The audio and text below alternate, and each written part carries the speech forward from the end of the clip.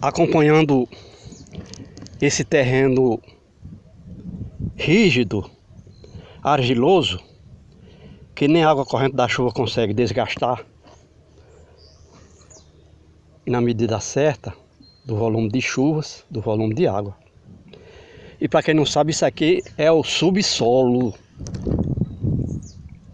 E o subsolo não tem os nutrientes minerais para nascer plantas. E esse subsolo existiu abaixo de um solo de 1 metro de espessura, um solo arenoso. Como isso aqui é um terreno inclinado, declive, à medida que as ferramentas, seja ela do homem ou dos animais, ia soltando o solo, a água da chuva corrente ia levando o solo para as baixadas. E esse solo, nesse terreno aqui, que é o terreno argiloso, ele é absolutamente impermeável. A água não entra aí, a água da chuva não entra. Enquanto que no solo que existiu aqui, 80% de uma chuva de 20 milímetros era absorvido pelo solo e armazenada. Aqui é 0. Então é preciso entender qual é a diferença entre o solo que a natureza criou e o terreno que está exposto aqui, que foi criado pela tecnologia humana, pela ação do homem. A gente vê que tem aquelas áreas peladas onde esse solo está mais acentuado, ou seja, onde não existe nenhum tipo de solo, quero dizer. Onde esse subsolo está mais acentuado, a gente vê as clareiras. E aqui e acolá a gente encontra uma camada de xerém de pedra, fininho, miúdos, que existiu aqui entre o solo e o subsolo. Aqui a gente está acompanhando já, onde essa camada miúda de pedra ainda não foi arrastada pela água das chuvas. Mas também não nascem plantas.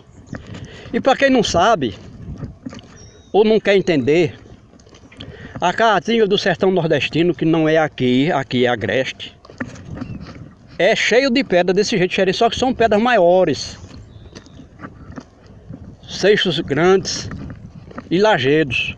Aqui e acolá a gente vê também aqui nessa área do agreste um lajedo emergente, que é a rocha matriz. O próprio relevo da terra nessa área mostra o tipo de rocha matriz, ou vamos dizer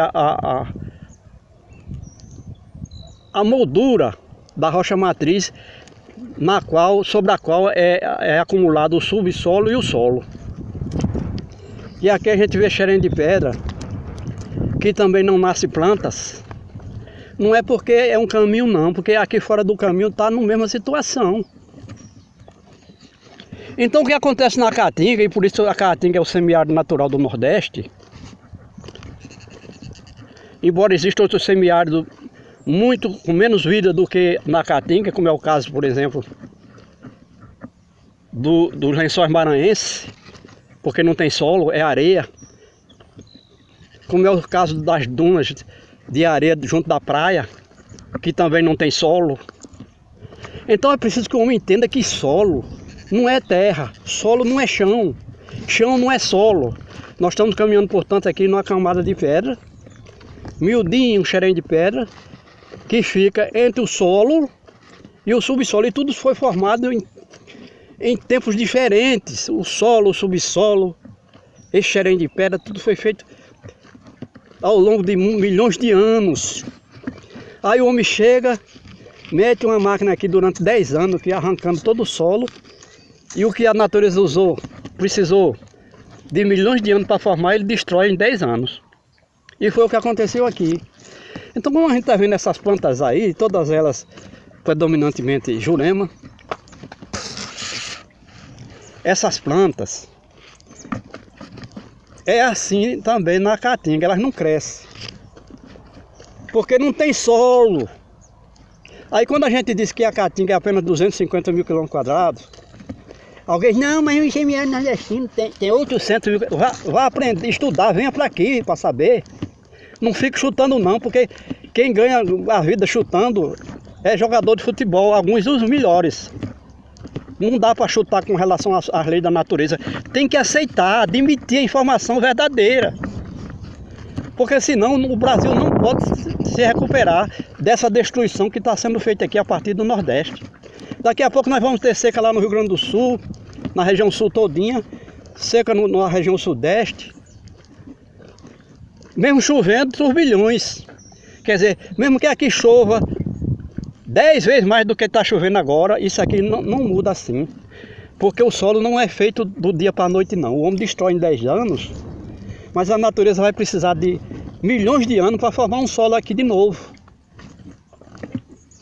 E esse solo não se forma porque não tem uma cobertura vegetal para sustentar a água, já que não existe o solo para absorver a água e sustentar. Ela simplesmente não segura a água. E a planta precisa de água a todo instante. Não é só na época da chuva não, e tem que ser água doce, porque nós estamos fora dos oceanos. Aqui onde tiver água salgada, a vida animal e vegetal não tem vez, incluindo o homem. O homem não vai conseguir dessalinizar a água do mar, nem dos poços tubulares do sertão.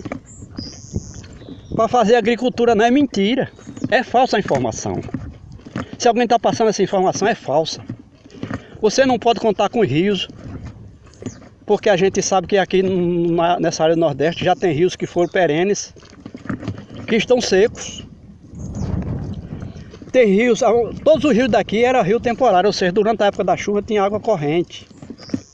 E agora tem situações em que não tem água corrente no leito do rio por 5 anos até.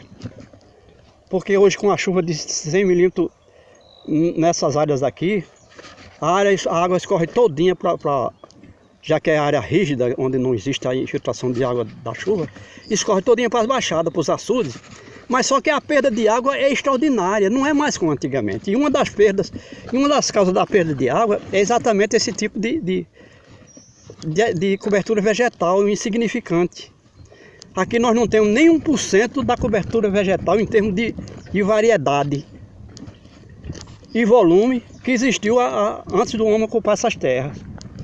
Então a gente sabe que o vegetal, o reino vegetal, é o reino produtor de alimentos, porque todos os seres vivos, direto ou indiretamente, comem das plantas, os outros seres vivos. Inclusive a planta alimenta a si mesmo, quando libera as folhas no chão, ou qualquer parte do corpo.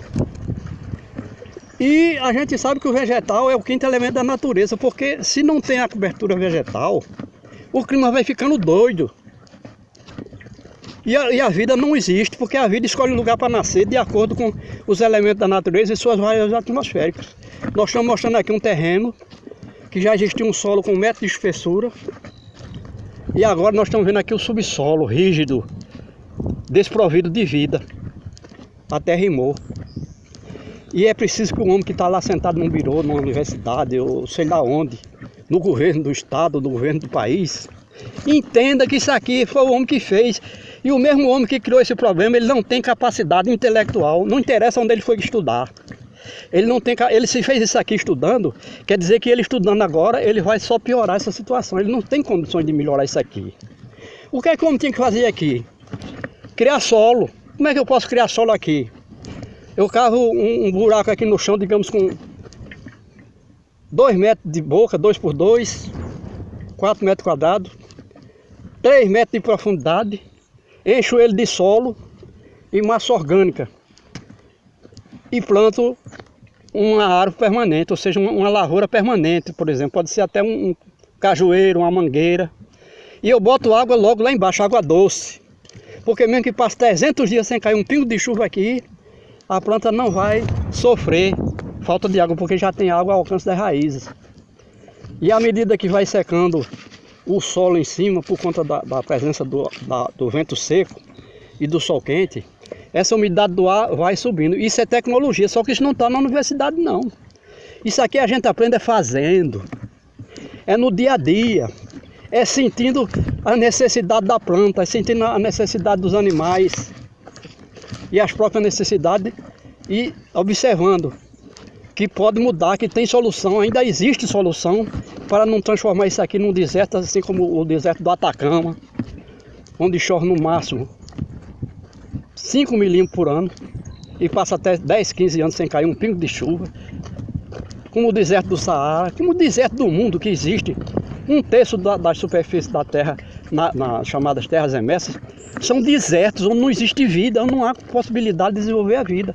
E aqui no Brasil não é, isso aqui é a terra da água doce e da chuva. O homem tem que saber captar e armazenar essa água cientificamente, não fazendo barreiro, buraco no chão, que existe aos milhões aí, e cada ano que passa, quanto mais buraco cava, mais seco fica. Mudar é preciso. É preciso mudar, porque não é só a minha vida que está em jogo, não, é a sua, de todos os seres vivos, de um modo geral. Porque o homem está destruindo isso aqui sem necessidade. Porque aprendeu tudo errado com relação à vida nessa área do Brasil.